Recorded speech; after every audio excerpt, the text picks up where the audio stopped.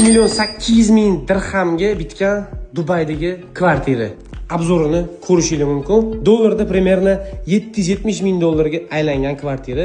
Mana bu yerda ko'rishingiz mumkin. Kuxonniy zonasiga ostrov qilib qo'yishgan.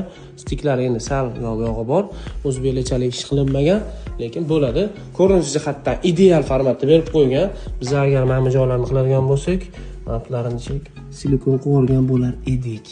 Mana bilan podditsiya qo'ygan bo'lar edik. Mana qilib shapka qilmasdan artishga oson bo'lishi uchun, lekin dizaynga gap so'z bo'lishi mumkin emas. Videoni oxirigacha ko'ring, menimcha sizga qiziq bo'ladi. Dubayda qanaqa ishlar ketyapti? Biz buni yoritib beramiz. Qani ketdi. Mana dekorlarga bitta baho berib qo'yasizlar. O'zgacha vid berib turibdi. Mana bitta mana sensorli yonib o'chadi. Yo'da lyustraga bitta ahamiyat berib qo'yasizlar. Eng qiziq joyi mana bitta balkoniga bitta layk bosib qo'yasizlar. Bo'lmaydi o'rtoqlar mana. Voy, mashalloh. Balkondan chiqasizlar, mana bitta bolalaringlar futbol o'ynaydi. $770.000 ga mana shu kvartirani olgan bo'larmidingiz? 120 ga 120 keramik rang ishlatishgan, stiklariga epoksidniy zatirka qilishgan.